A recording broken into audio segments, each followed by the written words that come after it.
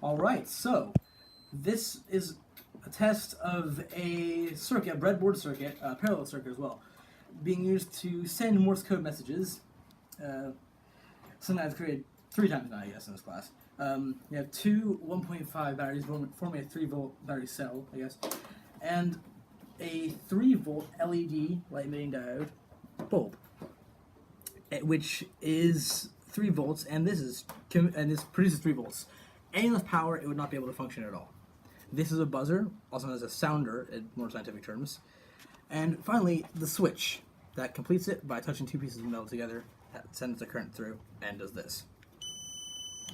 Now, I shall send a code. Something I tried to send a few classes ago, but I had to leave class early, so I never actually have to send it until now.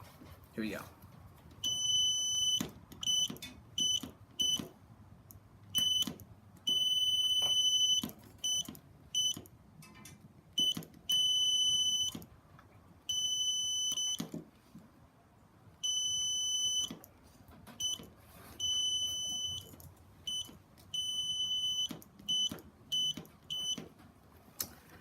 And that is my code.